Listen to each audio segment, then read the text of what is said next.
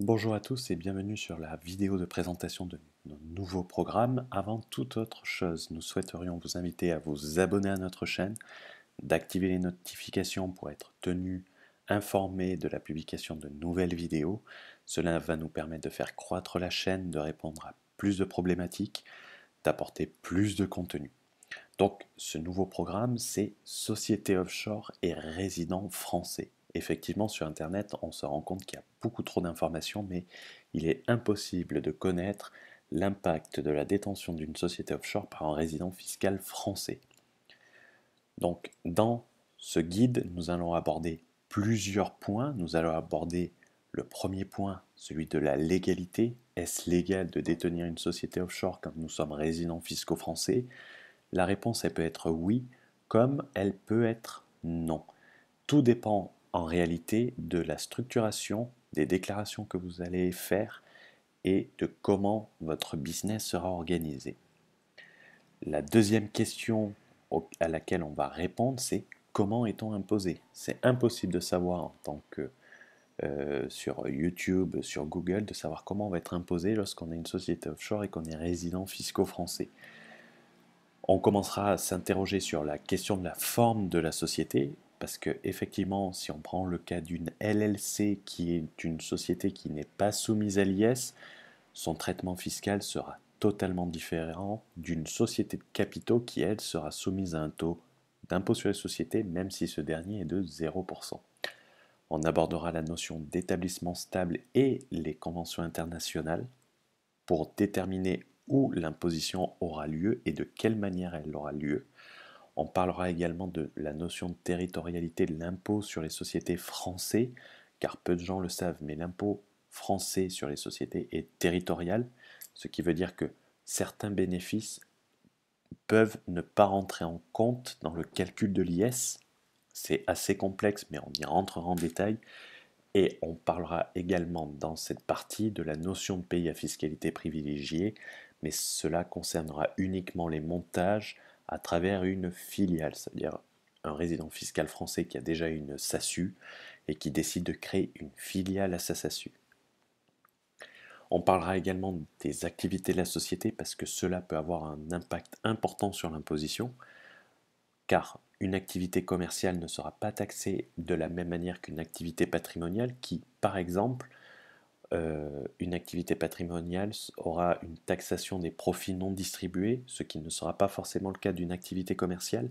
Cela aura également un impact d'un point de vue du Common Reporting Standard, ou CRS, et de vos obligations déclaratives de compte bancaire à l'étranger.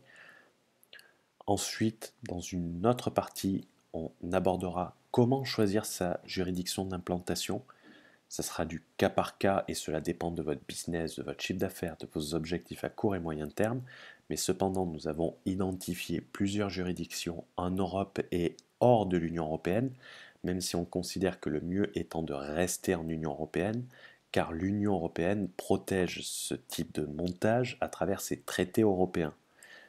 On en reparlera plus en détail également dans le guide. Vous avez envie d'en savoir plus comment cela est structuré. Donc, comme on l'a dit, ça sera sous une forme d'un guide complet sur la structuration offshore pour un résident fiscal français. Cela comprendra notamment les meilleures juridictions européennes et non européennes passées à la loupe. Donc, on parlera d'imposition, on parlera de convention fiscale avec la France, on parlera de taxation des dividendes, que vous les receviez à travers votre société ou à titre personnel, de retenue à la source, du principe de localisation des bénéfices, où est-ce que seront taxés les bénéfices. On parlera également du prix de la main-d'œuvre sur place et des prix des locaux. C'est pas pour installer de suite une installation fixe là-bas, mais c'est dans un projet à court et moyen terme de développer son activité. On parlera également de l'ensemble des notions qui affectent l'utilisation d'une société offshore et on aura également un module sur comment calculer préalablement son imposition en France. Parce que demain, ce que vous voulez savoir, c'est si vous avez une société offshore qui réalise 200 000 euros de bénéfices, comment ces 200 000 euros vont être taxés et que va-t-il vous rester si vous décidez de vous verser des dividendes. On parlera également des avantages à long terme d'une telle structuration, Ils sont particuliers et vous n'y pensez peut-être pas, mais on en a vu plusieurs. Et chaque guide s'accompagne de 1 heure de consultation via Skype avec un senior advisor en fiscalité internationale, imposition et structuration internationale qui permettra une approche individuelle de votre situation. Le prix, il sera de 197 euros, comprenant guide plus 1 heure de consultation. Alors, on ne va pas tenter à faire trop de chiffres parce qu'effectivement, il y a les consultations individuelles de 1 heure à mettre en place. Donc, c'est possible que si on a trop de personnes qui ont décidé de l'apprendre, qu'on soit obligé de décaler un peu plus loin les autres rendez-vous. Donc, c'est un peu premier arrivé, premier servi.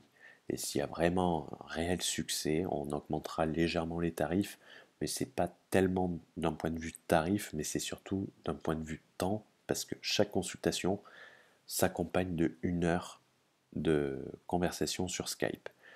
C'est-à-dire que contrairement à tout ce qui se fait sur Internet aujourd'hui, on ne prend pas une situation qu'on essaie de reproduire, on prend votre situation et on essaie de la développer. Ce n'est pas un cas unique. Ça veut dire que par exemple, 2 clients pourront avoir 2 réponses différentes. C'est vraiment du cas par cas. C'est pas de l'universel qu'on essaye de vendre à tout le monde. Donc si vous êtes intéressé, vous pouvez nous envoyer un mail. On y répondra le plus rapidement possible. Si vous avez des questions, vous pouvez également passer par les commentaires et on y répondra le plus rapidement possible. On espère pouvoir vous apporter des réponses précises et ce, très rapidement. Merci bien et à bientôt.